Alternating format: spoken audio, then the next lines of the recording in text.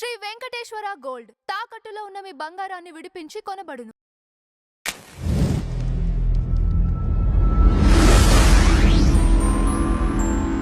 Sir నమస్కారం. శ్రీమాత్రే నమః. సార్ లాస్ట్ టైము మనమే ఒక వీడియో చేసాము. అవును. ఇంట్లో గోడకి పలానా ఒక గుర్ర సంబంధించింది ఒకటి పెట్టుకోండి, గుర్రాలు బొమ్మ. 7 హార్సెస్ వైట్ హా. అది కలిసి వస్తుంది, ఇట్లాంటివి కొన్ని చెప్పుకున్నాము. అయితే కొంతమంది వ్యక్తపరిచింది ఏంటి అంటే, ఇట్లాంటివి అందరికీ కూడా కలిసి వస్తాయా మీరు చెప్పింది, లేదంటే జాతకాన్ని బట్టి? ఎందుకంటే ఇప్పుడు ఇంట్లో రకరకాలుగా డెకరేటివ్ ఐటమ్స్ పెట్టడం అవునండి. చూస్తున్నాము. అవును. బుద్ధుడి స్టాచ్యూ అంటున్నారు, లేదంటే తాబేల్ని పెట్టుకుంటూ ఉంటారు. అవును. సో ఇవి అందరికీ ఒకే రకమైన ఫలితాన్ని ఇస్తాయా, లేదంటే వారి జాతక ప్రభావాన్ని బట్టి ఇవి మార్చుకుంటూ ఉండాలా?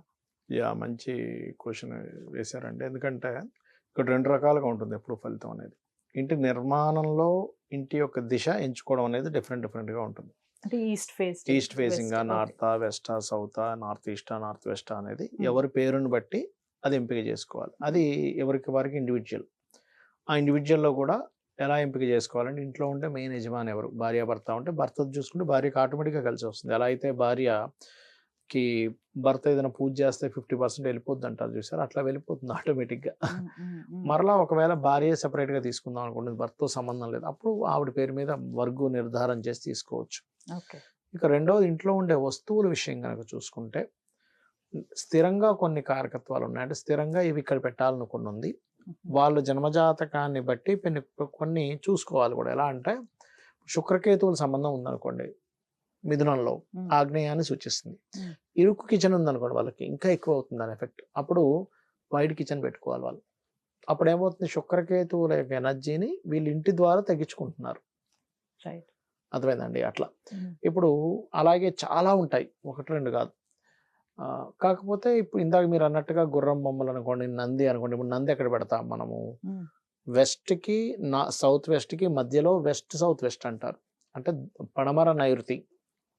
అక్కడ బుక్స్ పెట్టి బుక్స్ మీద పెట్టమని చెప్తాం. ఎందుకు? పిల్లలు కనుక స్థిరంగా కూర్చోలేకపోతున్నారు చదువు విషయంలో, ఒక 2 నిమిషాలు పుస్తకం పట్టుకుంటే 3 నిమిషాల్లో డైవర్ట్ అయిపోతున్నాడు, చదువు మీద కాన్సన్ట్రేషన్ ఉండట్లేదు అన్నప్పుడు అక్కడ సుగ్రీవ్ అనే పదం ఉంటుంది వాస్తులో.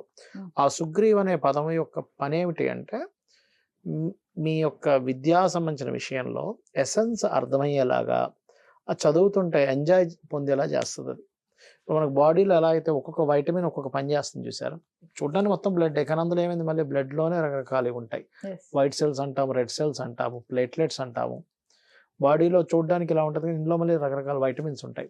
ఏ ఫుడ్ తింటే ఏ వైటమిన్ పెరుగుతుందని ఎలా ఉంటుందో సైన్స్లో, సేమ్ యాజ్ ఇట్ ఈజ్ ఇక్కడ కూడా పలానా వస్తువు వల్ల పలానాది ఎనర్జైజ్ అవుతుంది.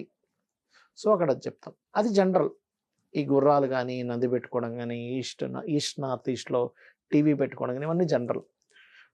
ఇప్పుడు ఇదే ఈస్ట్ నార్త్ ఈస్ట్లో పెట్టుకునే టీవీ నార్త్లో పెట్టుకుంటే సామాన్య ప్రజలకు వద్దని చెప్తాను నేను. ఎందుకంటే వచ్చే అవకాశాలని ఆ వ్యక్తి ఆ టీవీ చూస్తున్నాం, ఫోన్ ఆడుకుంటున్నాం, ఒక క్రికెట్ మ్యాచ్ వస్తుంది అనుకోండి ఉదాహరణకి, ఇవాళ క్రికెట్ మ్యాచ్ ఉంది సాయంత్రం ఉదాహరణకి, ఒక కొత్త ఇంటర్వ్యూకి అప్లై చేశాడు, సాయంత్రం వచ్చేసే బాబు నువ్వు, నీకు ఇంటర్వ్యూ చేసి నీకు వెంటనే సెలెక్ట్ చేస్తా అన్నాడు. ఇప్పుడు మ్యాచ్ మోజులో పడి ఎందుకు ఏదో అబద్ధం చెప్పేద్దాం, ఎవడో చచ్చిపోయాడని చెప్దాం, లేకపోతే నాకు కడుపు నొప్పి ఉందని చెప్దాం అని చెప్పేసి ఏదో ఒకటి చేసేసి ఆ మ్యాచ్కి అడిక్ట్ అయిపోయి పోడు. అక్కడ ఒక్కొక్కసారి అరే నాకు రమ్మంటేనే రాలేదు, ఈయన ఏమొస్తాడులే, మనం ఇంకోటి చూసుకోవడం బెస్ట్ అని అనుకోవచ్చు వాళ్ళు. అంటే ఏంటి, ఎవరైనా ఇంట్లో కనుక టీవీ ఉత్తరం వైపు ఉంటే వాళ్ళు ఎంటర్టైన్మెంట్కి అడిక్ట్ అయిపోయి వచ్చే అవకాశాలు వదులుకుంటారు. కానీ ఇదే ఫార్ములా మళ్ళీ మీకు ఈ ఎంటర్టైన్మెంట్ రంగాల్లో ఉండే వాళ్ళకి వర్తించదు. వాళ్ళకి అవకాశం, ఎంటర్టైన్మెంట్ అవకాశం రావాలి కదా. సినిమా ఫీల్డ్లో, కెమెరా ఫీల్డ్లో వీళ్ళు ఉన్నారు, ఇది ఎంటర్టైన్మెంట్ అవకాశం, వాళ్ళకి అప్పుడు పెరుగుతాయి. అట్లా తీసుకోవాలంటే వాళ్ళు, అందుకే మేము ఏం చేస్తామంటే వాస్తు చూడడానికి వెళ్ళినప్పుడు ఫస్ట్ ఒక పేపర్ ఇచ్చి, ఒక బుక్ ఇచ్చి, మీరు మీ పేరేంటి, మీరు ఎందులో జాబ్ చేస్తున్నారు, మీరు వాస్తు చేయించుకోవడం వల్ల ఎటువంటి మార్పు ఎక్స్పెక్ట్ చేస్తున్నారు రాయండి అంటాం. ఎందుకు రాయమంటాం అంటే, సబ్కాన్షియస్ మైండ్ కనెక్ట్ అవుద్ది ఎప్పుడైనా రాస్తే. అప్పుడు దాన్ని బట్టి దాని పక్కన నేను ఏ జోన్స్ స్పెసిఫిక్గా చూడాలని టిక్ పెట్టుకుని రాసుకుంటాను అక్కడ నేను. రాసుకుని పర్టికులర్గా ఆ జోన్లో అక్కడ బియ్యం పెట్టాలా, లేకపోతే గుర్రంబొమ్మ పెట్టాలా, లేకపోతే కలర్ మార్చాలా, లేకపోతే అక్కడ ఏదైనా బాత్రూమ్ లైట్ వస్తే దానికి ఎటువంటి ఇది చేయాలని చెప్పడం కలర్ జరుగుతుంది. కూడా ఎఫెక్ట్ ఉంటుంది. కలర్ ఎఫెక్ట్ ఉంటుందండి. ఎందుకంటే కలర్ ఎఫెక్ట్ లేకపోతే మనం నవగ్రహ పూజ చేసేటప్పుడు కలశాల మీద ఆ రంగు వస్త్రాలు పెట్టంగా, మనం దీక్ష తీసుకునేప్పుడు పలానా రంగు వస్త్రం వేసుకుంటున్నాంగా, అంతే కదండి. కాబట్టి ఏంటంటే రంగు, మెటల్, వస్తువు, అది ఉండేటువంటి సైజు, అది ఎంత సైజు రూమ్ డిజైన్ చేసాం, పదము, జోన్స్, ఆ జోన్స్లో ఉండేటువంటి దేవతల ప్రతిదీ కూడా ఉంటుంది వాస్తులో. కేవలం చాలామంది తెలియక ఏంటంటే గాలి వెలుతురు అయితే బాగుంటుంది వాస్తు అదొకటే అనుకుంటారు. అదొకటే అయితే విశ్వకర్మ ప్రకాశిక అనే గ్రంథం ఇంత గ్రంథం ఎందుకు రాస్తారండి? ఒక లైన్ రాసేసి అయిపోయేది, ఒకే తాలు ఒకే ఆకులో రాస్తే అయిపోయేది గాలి వెలుతురు అని. కాబట్టి ఏంటంటే ఇవన్నీ పనిచేస్తాయి. అయితే స్పెసిఫిక్గా మీరు ఇందాక అన్నట్టుగా వాళ్ళ పర్సనల్ చార్ట్లో గనక ఇక్కడ ఇది బాగోలేదు స్పెసిఫిక్గా, అక్కడ ఆ ఇంట్లో వాళ్ళ చార్ట్ పరంగా అది ఏ జోన్ అవుతుందో అక్కడ ఇంపార్టెంట్ పెట్టొద్దని చెప్తాను. ఇప్పుడు శనికేతువులు ఉన్నారు, అదేదో సంథింగ్ ఒక జోన్లో ఉన్నాయి ఆ శనికేతువులు. ఇప్పుడు ఇంట్లో ధనం పెట్టుకునే ప్లేసెస్ ఏంటి అంటే west zone, west, south west and north, ఈ మూడు మనీ పెట్టుకునే ప్లేసెస్. ఇప్పుడు నార్త్లో శనికేతువులు ఉన్నారు, నార్త్లో పెట్టకబాబు అని చెప్తాను. ఎందుకంటే దానివల్ల పెద్ద ఎదుగుదల ఉండదు. వెస్ట్లో మంచి గ్రహం ఉంది, వెస్ట్లో పెట్టుకోండి అని చెప్తాం. అందుకని ఒక్కొక్కసారి ఏం చేస్తాం, ఎక్కువ తీవ్రంగా ఉన్నప్పుడు ఒకసారి మీ డీటెయిల్స్ ఇవ్వండి అంటాను. నేను చక్రం వేసుకుంటా, చక్రం వేసుకుంటే ఏ ప్లానెట్ ఎక్కడ ఉందో చూసుకుంటాం. అంటే ఇంకొంచెం స్పెసిఫిక్గా వాళ్ళకి అందరికీ జనరల్లా కాకుండా స్పెసిఫిక్ చార్ట్ చూసి స్పెసిఫిక్ వాళ్ళ ఆర్థిక స్థితి కానీ వాళ్ళ పరిస్థితులు ఎందుకు బాగోలేవో అర్థం చేసుకొని చూసుకుంటాం. దీనికంటే ముందు మాకు వాస్తుకి వెళ్ళేటప్పుడే కొన్ని సిమ్టమ్స్ తెలిసిపోతాయి. ఎలా అంటే వెళ్ళేటప్పుడు వాళ్ళు లొకేషన్ ఒకటి పెడితే ఇంకో దగ్గరికి వెళ్ళిపోతుంటాం, లేకపోతే ఫోన్ చేస్తే కలవదు. ఒక్కోసారి అక్కడికి వెళ్ళిన తర్వాత ఫోన్ చేస్తుంటే ఆయన ఫోన్ కలవదు, ఏంటి కలవట్లేదు అని కొంచెం ట్రై చేస్తే తర్వాత కలుస్తుంది. ఇట్లా రానివ్వదంత ఈజీగా. అందుకే నా శిష్యులకు కూడా ఏం చెప్తాను అంటే జ్యోతిష్యం వాస్తు చెప్పేటప్పుడు ఖచ్చితంగా అనుష్ఠానం చేయండి అని చెప్తాం. అనుష్ఠాన బలం లేకుండా మీరు వాస్తులోకి వెళ్తే అక్కడ ఒక నెగిటివ్ ఎనర్జీ ఉండి వీడిని పట్టుకుంటుంది, ఫస్ట్ వాడిని వదిలేస్తుంది,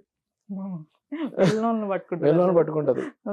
నువ్వు తీయడానికి వెళ్ళావు కదా, అందుకే అనుష్ఠానం ఖచ్చితంగా చేసుకోవాలి. గాయత్రి చేసుకోవడము, ఏదైనా ఒక దేవతను పట్టుకొని నిత్యం మంత్రం చేయడము చేయాలి. అనుష్ఠాన బలంతో వెళ్ళి చేయడం వేరు, అనుష్ఠానం లేకుండా చేస్తే వీళ్ళకి ఇబ్బందులు ఉంటాయి. చాలామంది స్టూడెంట్స్ కూడా వాళ్ళు అనుష్ఠానం చేయకుండా వెళ్ళిపోయేది చేసేద్దామని 10-15 రోజులు మంచం మీద పడ్డ వాళ్ళు ఉన్నారు. ఆ నెగిటివ్ ఎఫెక్ట్ తట్టుకోలేక అలా ఉంటుంది. కాబట్టి స్పెసిఫిక్ ఉంది వాస్తులో, జనరల్ ఉంది. జనరల్ అందరికీ చేసేవి జనరల్, ఎట్లాగా అక్కడ ఆ బొమ్మ పెట్టుకోండి, ఇక్కడ టీవీ పెట్టుకోండి, ఇక్కడ హాల్లో సిట్టింగ్ ఏరియా వేసుకోండి, అండ్ సౌత్ వైపే తలపెట్టి పడుకోండి, ఇట్లాంటివన్నీ జనరల్. కానీ స్పెసిఫిక్ ఏంటంటే వాళ్ళ పర్సనల్ చార్ట్లో ఉదాహరణకి చాలా మంది ఏం చేస్తారు, ఇంటి నుంచి బయటకు వచ్చాక అమ్మో సౌత్ వైపు నడవడం మంచిది కాదండి అని నడవరు. కానీ ఎవరి జన్మ జాతకంలో అయినా సౌత్ సైన్లో మంచి గ్రహాలు ఉన్నాయి అనుకోండి, అంటే వృషభంలో కానీ కన్యలో కానీ అండ్ మకరంలో కానీ మంచి గ్రహాలు ఉన్నాయి, వాళ్ళకి సౌత్ నడుస్తూనే అద్భుతంగా ఉంటుంది. ఇంటి నుంచి బయటికి వెళ్ళాక సౌత్ ఎంటర్ అవ్వడం అద్భుతంగా ఉంటుంది, వాళ్ళకి అక్కడ నుంచి బాగా కలిసి వస్తుంది. వాడికి అర్థం కాదు ఇదేంటి వాస్తుందా లేదా అని. అది శ్రీమాత్రే నమః.